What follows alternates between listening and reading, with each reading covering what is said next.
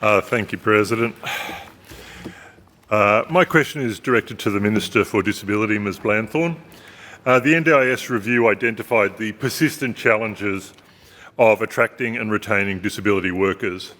A key reason is inadequate pay and conditions. Funding received by support services through the NDIS is insufficient to fund decent wages and conditions to attract workers. In Victoria, around 7,000 workers once employed by the Victorian public sector were transferred to non-government providers under the NDIS rollout. Their wages and conditions have been partly subsidised by the Victorian government, but the subsidy is due to expire in December. Workers face the prospect of poorer wages and conditions, leading many to quit the sector, exacerbating the workforce crisis. Will the government commit to extending the subsidy to maintain subsidies to employers of Victorian disability support workers? Minister.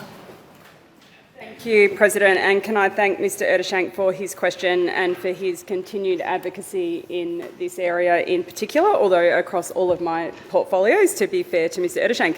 As the Chamber would be aware, and as I know Mr Ettershank understands well, as a part of Victoria's transition to the National Disability Insurance Scheme, the NDIS, the state government-operated disability services were transferred to the NDIS, if you like, and that included 5 non-government providers, as I think you understand, Mr Ettershank.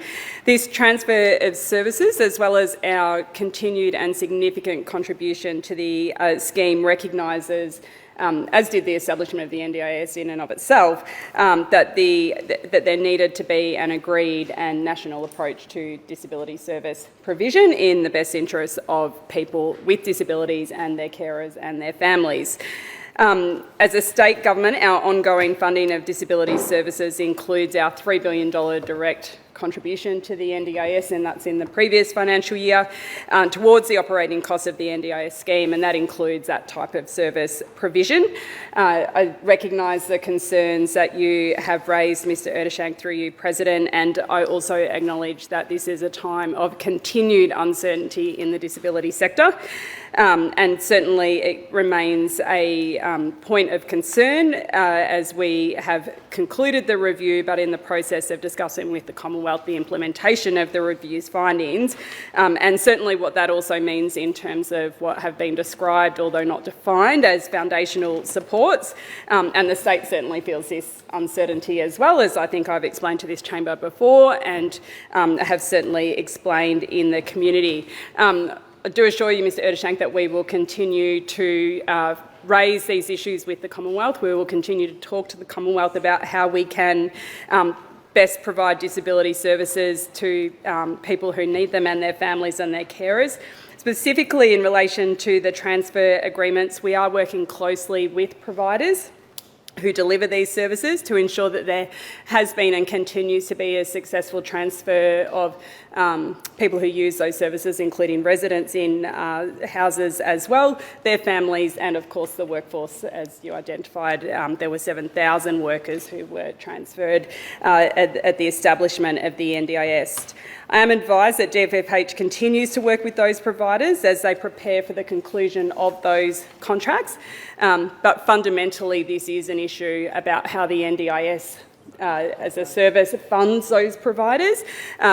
We do our bit as a state government in contributing towards the NDIS, that $3 billion contribution a year, and I would continue and will continue to encourage the Commonwealth to ensure that the provision of services is fair and adequate and meets the needs of those who use the services as well as those who work in them. So I thank you for your interest in this matter.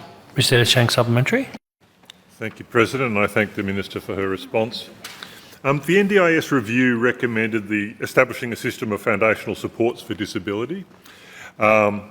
These supports, including disability advocacy support, were originally funded by the state before the establishment of the NDIS. There has been disagreement over which level of government is responsible for funding these foundational supports. The need for advocacy support to tackle abuse, discrimination and violence towards people with disability continues to grow, but like other parts of the disability sector, the funding awarded to disability advocacy groups is inadequate to attract and retain staff.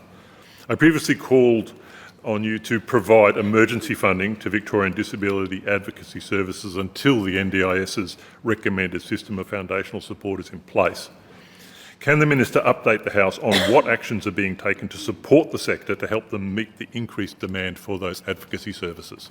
Minister.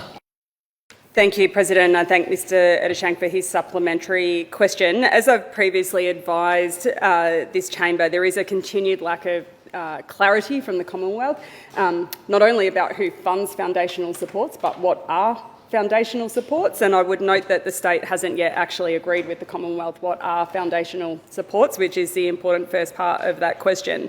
And to your more precise point, there is also not an agreement about whether foundational supports, however they end up being defined, include advocacy services. We, I think, would hopefully all argue that they should, because advocacy is critical to those with disability, but that yet hasn't been resolved either. As I know Mr Ettershank and hopefully others in this place are aware from a previous question that I answered on a similar topic, the government does deliver the Victorian Disability Advocacy Program to ensure that there is strong advocacy sector in Victoria. It is one of the many things that sets disability services in Victoria apart from those in other states, and it is one of those areas in which we are better placed than other states and territories in this conversation, because we do have programs such as this, a program which helps people with disability advocate for their own rights and systemic.